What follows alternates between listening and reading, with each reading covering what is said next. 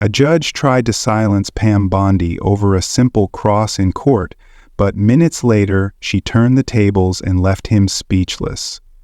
You won't believe how this showdown unfolded. Before we dive into the story, comment where you're watching from, and don't forget to subscribe so you won't miss the latest stories.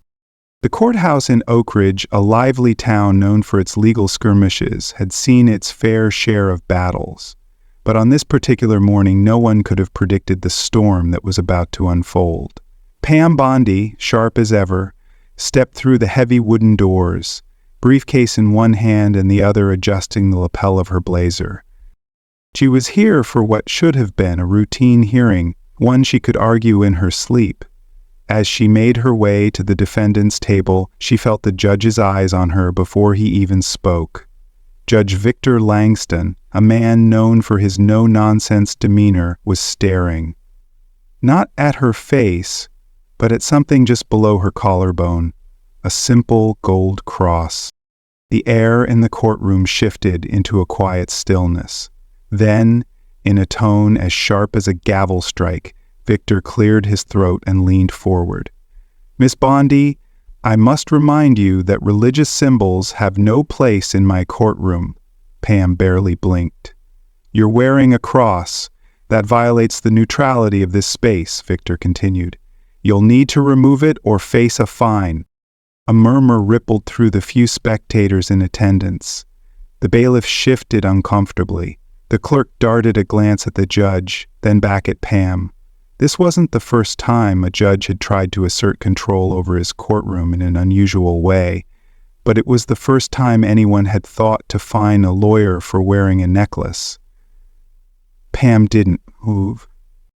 "I'm sorry, Your Honor, but my cross is no different than a wedding ring or a locket with a family photo inside." Judge Victor's face remained unreadable. "That's not how I see it," he sighed, as if already growing tired of the discussion. "Either remove it, or I'll have to issue a fine for disregarding courtroom neutrality." For the first time in her career, Pam Bondi found herself fined. Not for misconduct, not for a procedural violation, but for wearing a piece of jewelry. The fine wasn't the issue, it was what it represented. She didn't take off the cross. Instead, she folded her hands over her briefcase, her expression cool. She wasn't about to let this go. "Your Honor, before we continue, I'd like to address this issue formally." Judge Victor raised a brow. "Address it?" "Yes," she said. "I'll be filing an objection and would like to state my argument on the record." The judge smirked, glancing at the clock on the wall. "Miss Bondi, I'm sure you're aware that this hearing is about a business dispute, not your personal grievances." Pam didn't flinch. "I'm also aware that the First Amendment doesn't take a recess for personal opinions." That got his attention. He leaned back in his chair, eyes narrowing slightly. The court reporter's fingers hovered over her keyboard. The room was now on edge, not because of a legal battle over a contract, but because a seasoned attorney had just challenged a judge's authority to his face. Pam knew she was walking a thin line, but backing down wasn't an option. "You're fining me for wearing a cross. Let's break that down legally, shall we?" The judge exhaled, rubbing his temples, but before he could respond, Pam was already reaching into her briefcase. She wasn't just going to argue, she was about to dismantle his entire premise. But Judge Victor didn't realize just how deep of a hole he had started digging for himself.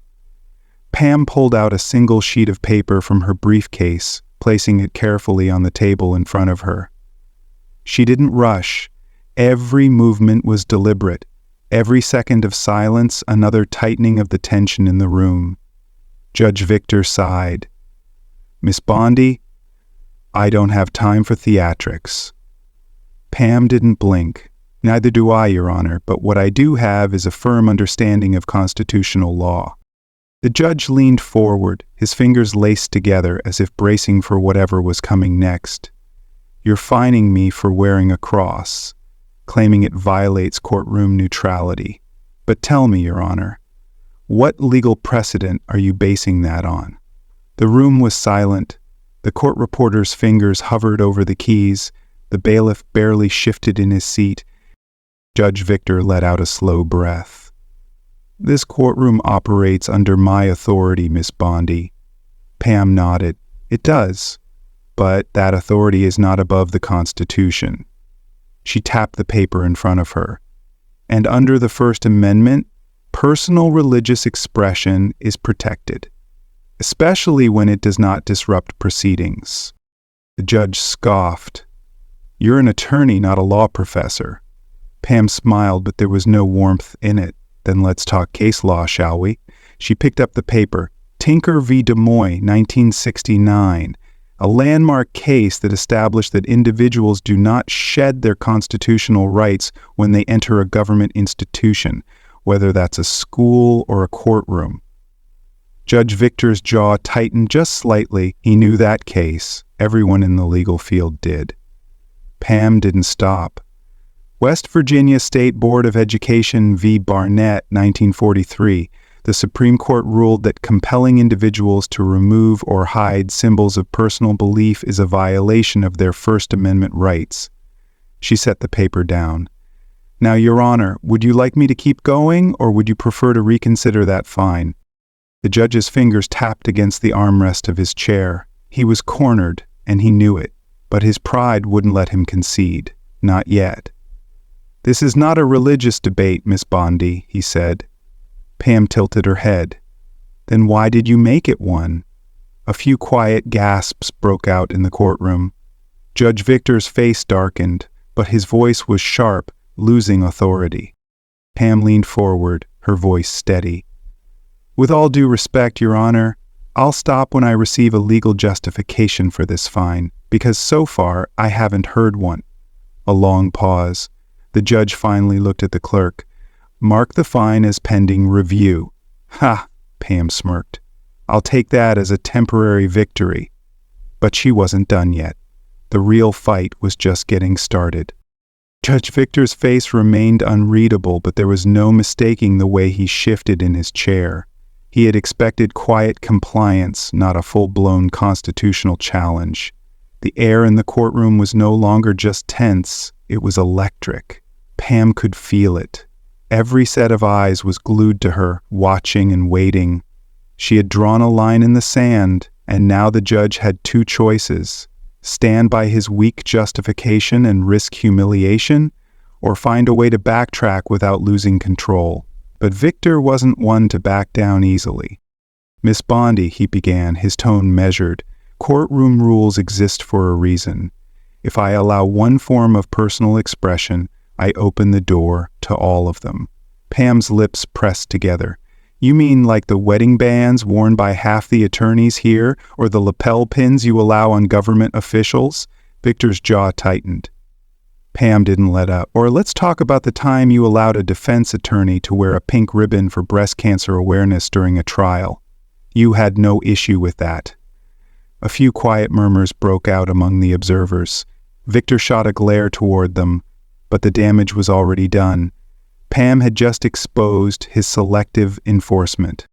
Pam sat back, crossing her arms. "So tell me, Your Honor, why does this rule apply only to my cross?" Victor's fingers curled around the edge of his desk. He was trapped, and everyone in that courtroom could see it.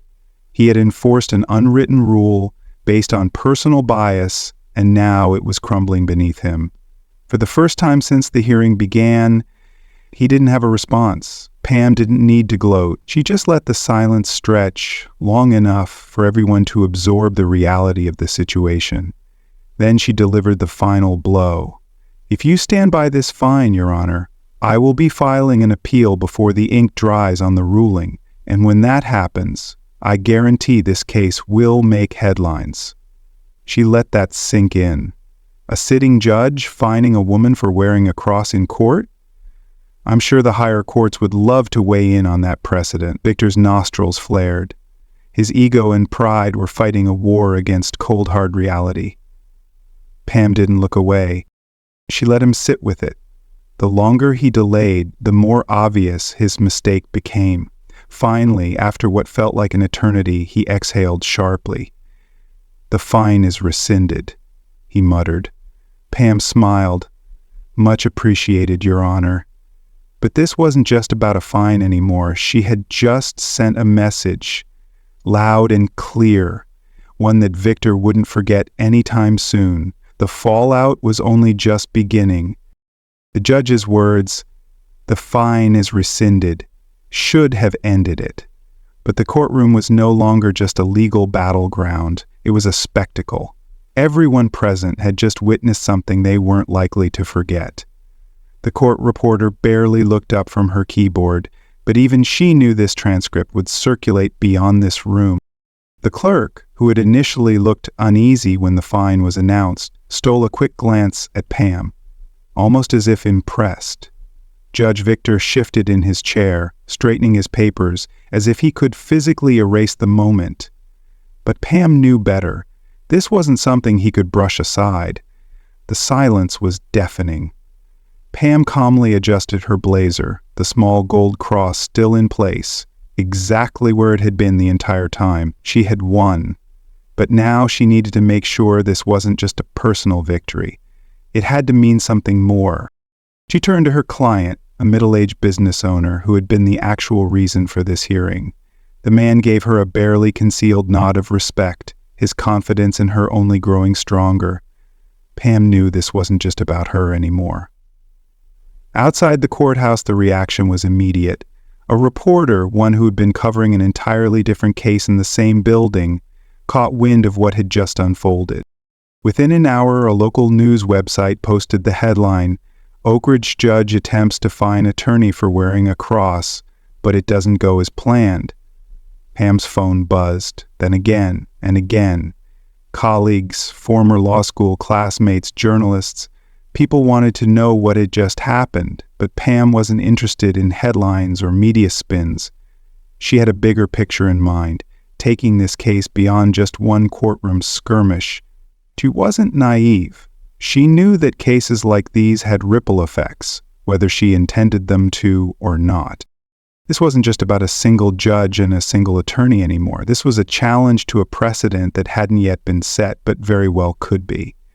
Would other judges attempt something similar? Would attorneys feel pressure to leave their personal symbols at home to avoid confrontation?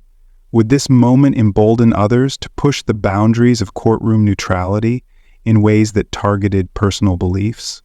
Pam wasn't going to let that happen. By that evening, the story had already taken on a life of its own. A well-known legal commentator on a conservative news station brought it up during a panel discussion. On social media, heated debates broke out between those who supported the judge's stance and those who saw Pam's defiance as an important stand for constitutional rights. Pam sat in her office, watching the discussion unfold on her phone. A producer from a national news network had already reached out, requesting an interview. She exhaled slowly, rubbing her temple. She had spent years fighting for clients, standing her ground in high-stakes cases. But this felt different. This wasn't about corporate disputes or criminal defenses. This was about personal freedoms and whether they could be stripped away on the whim of a single judge. But Judge Victor wasn't done with her yet. She could sense it. Even as she left the courthouse that day, the way he had looked at her before banging the gavel and dismissing the session, he might have rescinded the fine, but there had been something in his expression, an unspoken challenge.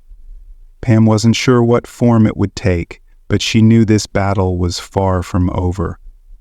Pam had expected some fallout, maybe a few emails or a couple of phone calls from colleagues weighing in. What she hadn't expected was the sheer speed at which everything escalated.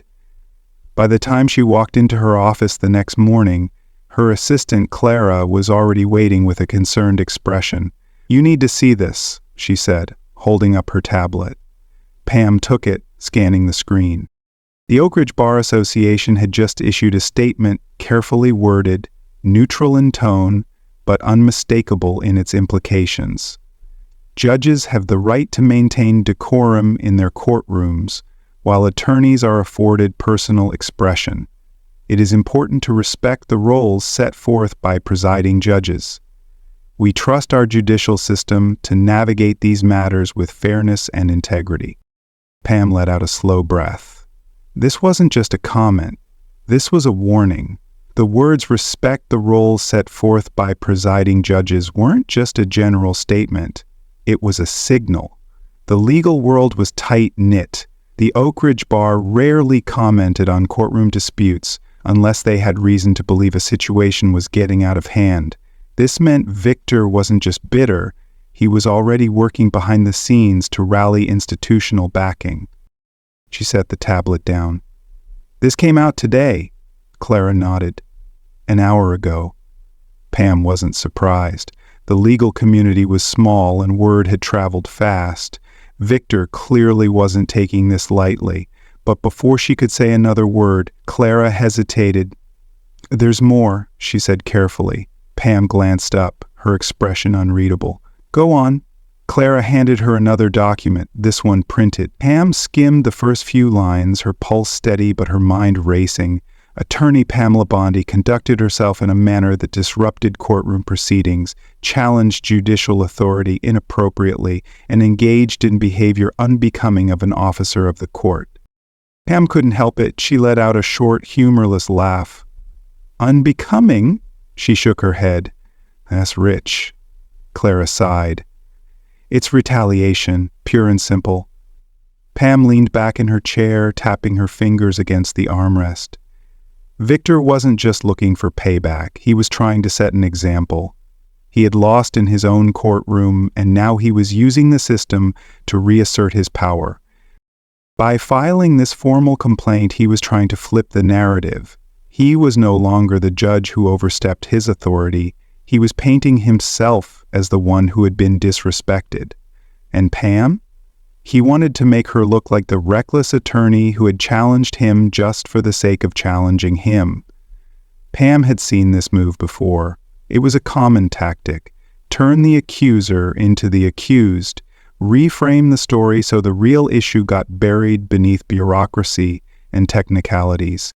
But she wasn't about to let that happen. "What's the process on this?" she asked, already shifting gears. Clara exhaled. "You'll have to respond within 10 days. If the complaint moves forward, they could conduct a formal review." Pam nodded slowly. "And who oversees that review?" Clara hesitated. "A panel that includes judges and senior attorneys." Pam almost smiled. If Victor was hoping to bury her in paperwork and quiet pressure, he had miscalculated. Because this wasn't going to be handled quietly. This was about to become very public. Clara studied her, waiting for her reaction. "What do you want to do?"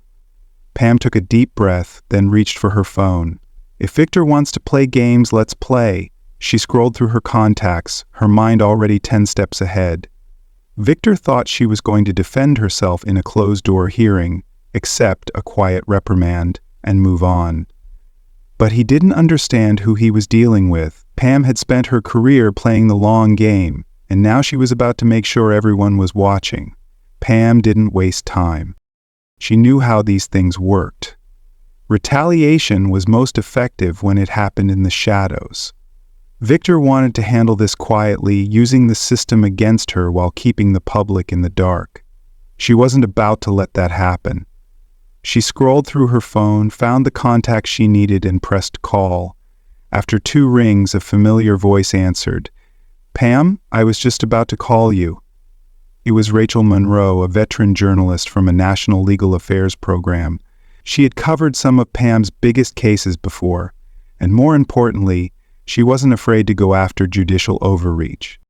Pam got straight to the point. "Rachel, I need you to listen carefully. A judge just filed a formal complaint against me for disrupting courtroom proceedings. But what really happened? He tried to fine me for wearing a cross, and when I stood my ground, he backed down. But now he's using the system to punish me instead." Rachel was silent for a moment, then let out a sharp breath. "You're telling me a sitting judge is trying to sanction you because you called out his abusive power?" Pam smiled. "That's exactly what I'm telling you." Rachel didn't hesitate. "I'm running this." Pam leaned forward. "I need it on air." In my view, Pam Bondi's stand was a bold reminder that personal freedoms, like wearing a cross, shouldn't bend to anyone's whims, even a judge's. She didn't just defend herself, she exposed how power can twist rules to fit personal biases. It's inspiring to see someone fight back with facts and grit, though I get why some might argue judges need control to keep order. Was she reckless, or was she right to push the line? I lean toward her courage. It's a wake-up call about where we draw boundaries. What do you think? Did she go too far, or was this a win for principle? Thanks for watching this wild story. Drop your thoughts below, hit that like button if you enjoyed it, and subscribe for more. Let's keep the conversation going. See you in the next one.